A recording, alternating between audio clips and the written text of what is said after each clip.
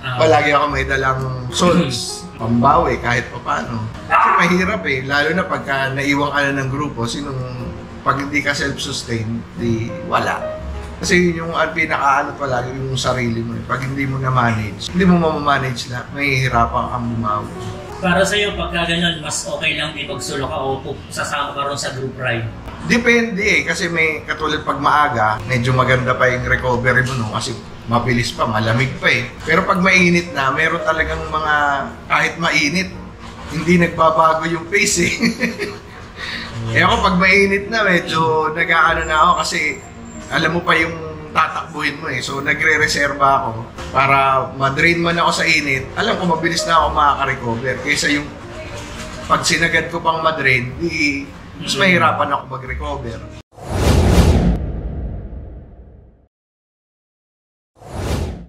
Ayan guys, kasama natin, kapatid natin sa pananampalataya, kagrupo natin sa Centurion, and more on experience sa Audax, yun yung mga nira-ride niya. Marami tayong matututunan dito na by experience eh. Ako isang beses lang akong sumali, siya mas maraming experience, and tatanungin natin siya. Ano yung pinakamahirap, pinakamadali, ilang beses niya nang ginawa, and kung kailan siya nagsimula. Ako si Edward Maristela, also known as Japs. Ng mga kasama nating nagbabike. Nag-start ako mag-bike 2014, 2015. Initially walang plano, pero dahil nag-taxi ako mula Magallanes hanggang BGC, nagbayad akong 500 dahil sa traffic. So kinabukasan, bumili na akong bike folding. Yun din yung una kong ginamit na yung nasa labas? Oo. Anong year nung una kang sumali sa Audax? 2015. Anong practice ginawa mo nun? Oh. Bike to work, yan, tapos Tagaytay lang, dito lang. Kasi yung plano ko, 200 lang eh. So yun, awa ng Diyos, uwi naman ako. Kaya yun, medyo na-amaze lang ako kasi yun yung unang Audax na event ko, 200. Though nag-200 ako to simulate ano yung distance, anong feeling. Which is kaya naman, pero yung timed event, yun yung first time eh. May pagkabahala bang nangyari dun sa unang attempt? Wala naman, pero yung dahil nga medyo na-excite nung una, parang problema na yung pagbalik. Saan nakaramdam ng problema? Ilang kilometro? Wala, as in turn around, parang nagtapon ako kaagad ng masyadong maaga. Kaya yun, doon. Wala, maraming learnings. Every ride, may matututunan ka eh. Kahit na... Yung first ride, naubos ka kaagad? Hindi naman ubos na ubos, pero nasa turn around na ako ng 100, mga 9 o'clock, 10 o'clock. Actually, yung PR ko ng first 50, na-break ko yun using road bike siguro mga after 4 years pa. So, ganun kabilis nung na-upholding ako ng first 50, 1 hour and 20 yata, 1 hour and 25. Yung sali nyo sa Audax, nag-yearly kayo o kukunin mo lahat yung... First 25, kasi nag-start ako nung December na or October, which is tapos na nung season. First SR ko noon, 2016, kompletong ride. 200, 300, 400, 600. Ano walang nangyaring DNF lang? Yung first year ko wala, second meron, auto mechanical, naubusan ako ng interior. So dahil gabi na nung pabalik ng 400, hindi ko na makita kung ano yung reason bakit na yung interior ko.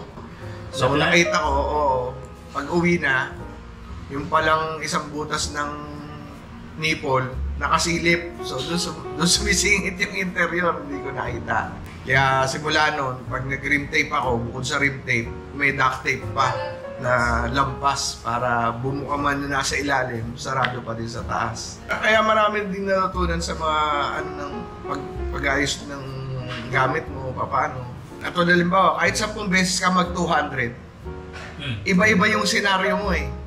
Merong 200 na sobrang init, 200 lang pero papunta pa lang, ubos ka na sa init.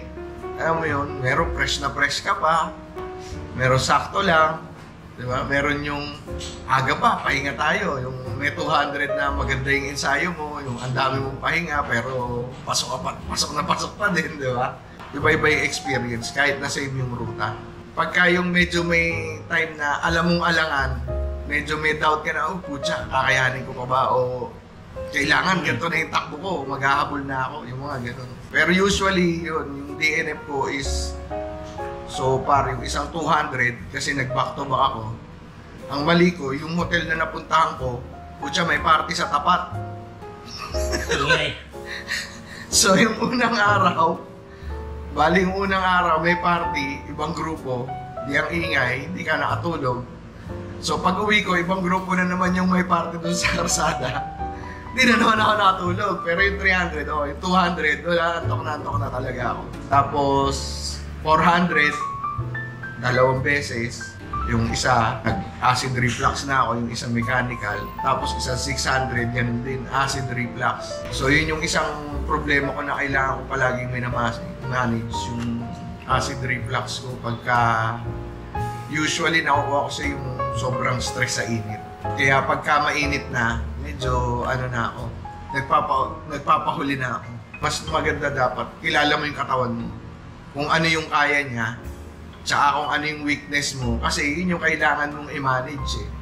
Kasi kahit gaano kalakas, kung yung weakness mo hindi mo na ma-manage, bali wala yung lakas mo, kakainin din yan. Kasi kahit na maganda yung mindset mo, kung halimbawa, tama kang diarrhea, syempre kahit kaya mo, i-hold back eh. So yun yung mga kailangan mong i-manage eh. Tulad nun, simula nung na-experience ko yun, palagi ako may dalang diatabs, 4 na diatabs, di ba? Palagi ako may dalang salts, pambawi kahit pa paano. Kasi mahirap eh, lalo na pagka naiwang ka na ng grupo, pag hindi ka self-sustain, di wala. Kasi yun yung pinaka-ano palagi yung sarili mo. Pag hindi mo na-manage, hindi mo ma-manage na, mahihirapan kang bumawi. Para sa'yo, pagka ganyan, mas okay lang ipagsulo ka o sasama ka ron sa group ride? Depende eh, kasi may katulad pag maaga, medyo maganda pa yung recovery mo no, kasi mabilis pa, malamig pa eh. Pero pag mainit na, meron talagang mga, kahit mainit, hindi nagbabago yung pace eh. Eh ako pag mainit na, medyo nag-aano na ako kasi alam mo pa yung tatakbuhin mo eh. So nagre-reserva ako para ma-drain man ako sa init. Alam ko mabilis na ako makaka-recover. Kaysa yung pag sinagad ko pang ma-drain, mas mahirapan ako mag-recover. Eh yung pa naman yung mahirap pag masyado mainit, yung tipong kahit na 2 days na after ng ride mo, para ka pa rin may lagnat kasi yung katawan mo mainit pa rin. Kaya yung kailangan, alam mo yung limitation mo para ma-manage mo siya throughout the ride. Kahit na sabi mo sabay-sabay, pare-pareho kayo ng ensayo, iba-iba pa rin yung adaptation ng katawan. Diba? Kaya nga minsan makikita ka sa UDAX, mataba, mabigat, pero bakit fresh pa siya nang umuwi dito ako? Naspag di ba? Yung mga ganun eh. Eh makita mo, okay yung bang anong meron or anong ginawa niya na hindi ko ginawa, bakit nakaya niya or bakit na-survive niya, minsan mas maaga pa sa'yo. May intriga ka. Kaya yun yung kalaban mo, oras, tsaka sarili mo. Kung hindi mo kilala, wala din lahat ng effort. Unang-una, hindi mo ma-manage kung ano yung problema mo or weakness mo. Kahit maganda yung gear mo, wala din. Put into waste kasi hindi mo na-manage yung sarili mo, which is yun yung magpo-propel sa'yo throughout the ride. Nandun ka na ba sa time na pag sinabi mong ODAX, every event sasalihan mo? Merong times na ganun, pero yung excitement tuwing start, hindi nawawala eh. Alam mo yung kahit na 200, sanay ka na dyan, 200, hindi. Pero alam mo yung may times pa din na hindi ka makatulog dahil na-excite ka, oy, mag-ride na bukas, 200 na naman. Pero yung ride mo, 300 na, 400 na. Pero yung na-excite ka pa rin kahit gano'n. Kasi alam mo, kakaiba na naman eh. Kahit na same ruta, alam mo, may matututunan akong bago ngayon. Kasi kahit na yung at peak ko dati na kahit sumabay ako sa peloton na nakakasabay ka, alam mo yung kahit yung first 50 lang. Pero pagka alam mo yung madami kang matututunan pa rin na bakit gano'n, bakit ganito, anong mali ko nagawa, ba't nalaspag ako agad, ba't naubos ako doon, yung mga gano'n. Katulad ng one time, meron kami nasabayan. Isang malaking peloton, mga taga-Olonga po, siguro mga 20-30 Talaga naipit kami doon sa gitna ng peloton. Eh, ang bilis. Sumabay na kayo? Wala na kami nagawa. Hindi kami maano kasi nasa gitna talaga kami, ipit na ipit eh. Hindi kami makabagal kasi nasa likod. Talagang nakatutok din sa'yo. Sabi ko, putya, paano ka bibitaw dito? Eh, nun lang ako nakasabay ng ganong pace, 35 yung takbo. Sabi, ang 25-27 lang. Doon ko na-experience yung ganong kalaking peloton na ganon din kabilis, pero hindi ka laspag. Alam mo yung pagdating namin sa 50, ang bilis nun ah. Pero sarap ha, hindi ko masyado napagod ha. Kaya magugulat ka rin, maraming mga experience na, alam mo yun, hindi pare-pareho. Minsan, solo ka, medyo hindi maganda yung timplada mo pagising mo. Kaya medyo tamad ka. Pero pagbalik, alam mo yung parang wala din nangyari sa'yo kasi doon pa lang umakyat eh. May mga ganun. Yun, basta pinakamahirap sa akin, 400 pa din. 600, makakatulog ka eh. Makakatulog ka ng 600, tsaka makakaligo ka, makaka-refresh ka. May gumagawa ng kailan nila tinutulugan. Oo, kaya naman eh. Pero, kumbaga, ang binayaran mo yung buong 40 hours, bakit mo mamadaliin? Sabagay, tama. Diba? Kumbaga, okay, mabilis, pero, syempre, parang, inano mo yung suffering mo din na, okay, nagawa ko ng mas maaga, pero, bugbog ka naman. Though, may kanya-kanyang benefit, pero, mas maganda yung enjoy mo na yung, maganda yung bago pumutok yung araw, nagbabike ka. Tapos sinikatan ka na ng araw, nilubugan ka, tapos sinikatan ka na naman. Hanggang nilubugan ka na naman ulit. Wala pa naman ako sa ganung fitness level na kaya kong gawin siya in 24 hours or under 30. Katulad ng iba. Yung 400, 24 hours ako eh. 400, 24 hours lang din ako talaga dun. Pero yung 27, isang beses, 5 minutes. Last 5 minutes yung dating ko. Ang masakit nun, bago dumating na uling ahon doon sa Olongapo, na-flat pa ako. Sa may pasimenteryo? Oo, kasi inaantok na ako eh. So yun doon sa mga resort, bali, yung pagliko mo sa may 7-Eleven na, yung may White Rock Resort ba yun. Basta pagdating doon, dahil naantok na ako, napatabi ako. So doon ako nabutas kasi puro buhangin tsaka mga bubog-bubog. Which is mga 15 minutes na lang yata, 15 minutes, 25 minutes, mga gano'n. Doon ako bigla nagising, putya, na-flat pa ako, dito na eh. Alam mo yung, tsatsagayin ko na lang tong ahon na to, pagbaba nito, isang ahon pa, tapos na yung gano'n. Biglang doon ka nagising kasi alam mo, maghahabol ka pa eh. Kasi sakto-sakto na eh. Kaya pagdating ko doon, 5 minutes na lang, 5 minutes before. Servitor talaga. Yun lang yung first time na 5 minutes before 27 hours lang ako umabot. Ano yung natatandaan mong pinaka-nahirapan ka ron sa bago mo natapos na event ng Audax? 400. Yung last year na 400. Pero yun na nasabi mo talagang hindi totally lahat na may DNF and may mga abiryang nangyayari. Sa aking DNF, yung mechanical, tsaka yung sarili, health. May ginawa, walang disgrasya. And ano yung pumasok sa ano mo nang talagang ayaw mo na sumuko ka? Doon sa sinabi mong sa health, anong naging issue? Issue, katulad nung acid reflux, mahirap na lumunok eh. Kasi kahit kumain ka, alam mo yung umangat ulit yung kinain mo, yun yung mahirap. Madidehydrate ka lang din eh, kasi kahit tubig, minimal yung ano mo dahil masakit sa lalamunan, masakit lumunok. Tsaka nabubloat ka, kahit magtubig ka ng tubig, nandun pa din. Nahihirapan ka lang kasi hindi ka makaano dahil punong-puno ka ng tubig. Kumbaga, nag-malfunction yung katawan mo. Hindi nakakapag, Hindi na siya maka-recover ka agad. Yun yung yun ang kalimita kaya yun yung wina-watch out ko pala pagka medyo alam kong magsisimula na yung naagad ng gamot. Kasi minsan dahil nasa grupo ka, may iya ka, inom muna ako, kaya ito muna ako, yung mga gano'n. Hindi yung pakikita, parang... Oo. Wala, in the long run, mahirapan ka din. Kaya pagka gano'n, bumibitaw na ako. Mauna na kayo, susunod na lang ako. Kung abutin, kung hindi. Kesa pipilitin mo, lalo ka lang din hindi makaka-recover. Kasi yun naman talaga, kumbaga, yung time management mo, kailan ka kakain, gano'ng karami, kailan ka hihinto. And yung mga event mo sa ibang bansa, ano mga sinalihan mo? So, parisa pa lang sa London, Edinburgh, London. Paano experience nun sa London? Paano ka makakapunta ron and kailangan tapusin?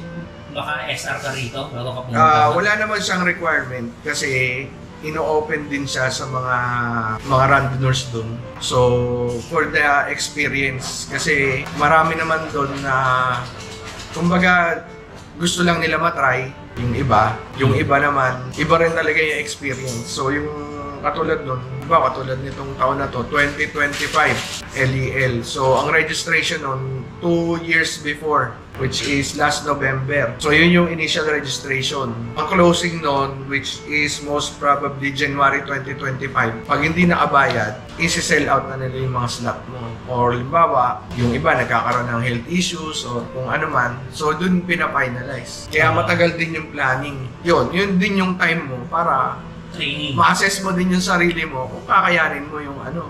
Yun, ang ano ko doon is iba yung klima. Yun yung medyo nahirapan ako talaga.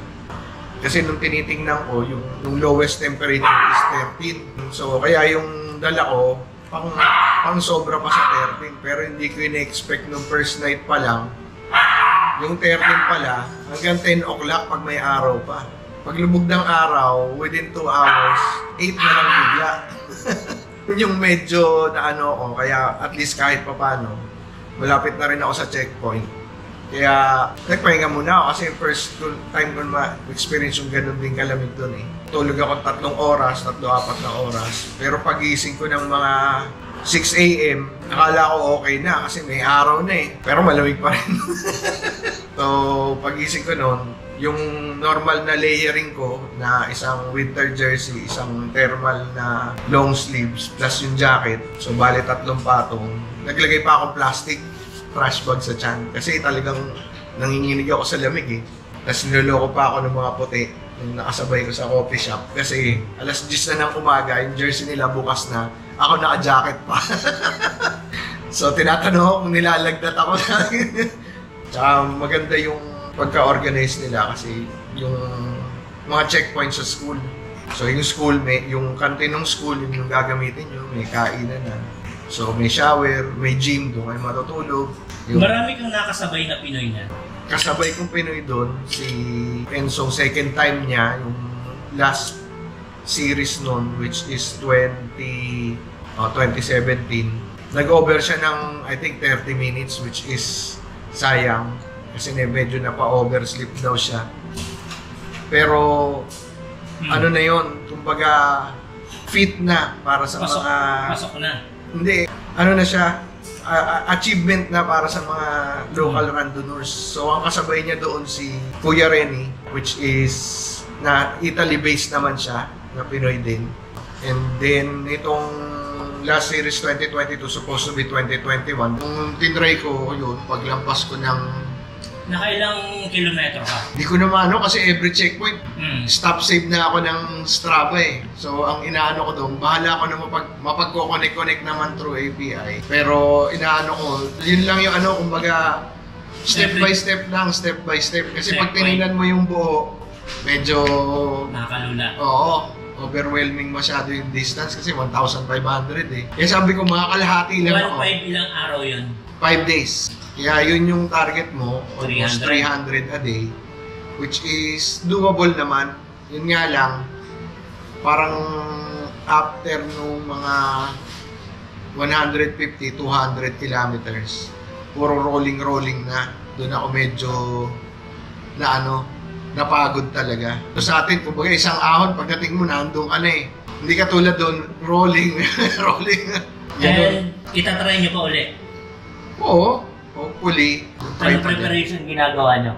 Ganun pa din, pero inaano ko siguro on the last 3 months. Yun, ikukunin ko yung suggestion na yun nga, Mountain Province para doon sa mga rolling hills. Yan. Kasi yung distance, technically, tingin ko kaya eh. So yung terrain lang talaga yung magkakatalo tsaka yung weather. Yun lang yung factor na inaano ko eh. Kasi pagkain, hindi ka mamumblema na halos lahat ng dadaanan mo, may mabibilang ka naman. Magkano ang entry doon? Ang entry doon last time ay nasa 350 pounds. Magkano sa peso yun? 26, 27, mga ganun. All in yun, lahat ng tulugan. May tulugan kayo, may pagkain. Airfare, hindi ko na maalala, 50, 60. something. Pag maaga, mas mura. 100K. Mga ganun kalaki yung budget. Pero yung experience, kakaiba talaga. Yun yung hindi mo mabibili doon eh. Tsaka yung scenery na, alam mo yun, kung nakasasakyan ka, hindi mo ma-enjoy. Unlike yung nakabike ka, lahat ng makikita mo, dahil katulad ko, bago lahat sa akin, talagang lahat amaze na amaze ako. Alam mo yung, may makita ka lang na malaking puno. Putya, laki ng puno, walang gito sa akin, yung ganon. Mind-blowing. Oo. Imagine mo na lang, putya, laki ng puno. Ilan daang taon na kaya itong nakatayo dito kasi ang laki-laki. Yung mga ganon. Tapos yung mga malalaking kabayo. Na dito makikita mo, mga hanggang dito mo lang. Yun, lampas pa sa'yo eh. Tsaka yung mga farm, yung mga pagdaan mo ng, kumbaga yung pinaka-parang poblasyon ng lugar, okay. Paglampas mo ng konti, amoy farm na. So yun na yung ruta mo, mga 20-30 kilometers na gano'n. Tapos may mga poblasyon na naman ng panibagong village o kaya lugar. Kung dinaanan nila talaga yung mga protected areas nila, mga heritage areas. Kaya maganda yung ruta. Pero na ako nadaanan doon, isang village doon sa Scotland, yung mga adobe na bahay. Tapos kulay-kulay yung bato. Which is sabi nila, doon lang sa lugar nila yun, wala nang iba. Kaya kung meron ka daw makita na bato, na bahay, na gano'n, kulay-pula, sa kanila galing yung bato. Kasi wala nang ibang panggagalingan kundi sa kanila lang. Yan talaga yung experience, ano? Oo, tsaka yung mga tao. Meron ako nahintuan doon, farm. Yung lolo, magkakasama pa rin sila. Yung lolo nagtatanong, sabi, kagabi pang may nagbabike. Saan ba kayo pupunta? Parang ang dami-dami nyo. Sabi ko, hindi, every 4 years na event. So, from London, magbabike hanggang Edinburgh, tapos pabalik. Sabi niya, ha? Saan ka pagaling yan? Yung origin mo, sabi niya gano'n. Saan country ka? Sabi ko, galing pa akong Pilipinas. So, nung sabi ko, I'm from the Philippines, sabi niya, ako nandito na eh. Pero hindi pa ako nakakapunta ng London. Sabi niya gano'n. Ikaw, binike mo lang mula hanggang dito. Nalampas ka pa. So, siguro, pero pag nakita mo yung farm nila, laki-laki. Throughout his life, talagang ina-upkeep niya lang yung farm. Dahil sa sobrang busy niya doon, hindi na siya makaalis hanggang pag-edad niya. Anong ginamit mong bike nung London? Giantify, aluminum. Para kahit pang paragan. Walang problema sa bike. Ako lang talaga yung may problema. Sana maraming magawa rin yung mga ginagawa mo. Pero dito yung Audax pala rito, basic na sa iyo. Hindi pa din. Hirap pa din. Kahit na iba-iba pa rin talaga yung experience. Kahit sabihin pare-pareho ng distance, pero yung experience, iba-iba palagi. Ngayon sabi ng Centurion, di ba? Share the experience. Oo, palagi. Kasi yun yung magbubuo sa'yo eh. Bawat experience is a learning experience. Kaya marami kang matututunan. Ayun, thank you very much, sir. Panibagong kaalaman na naman to. Nadagdagan tayo ng inggit.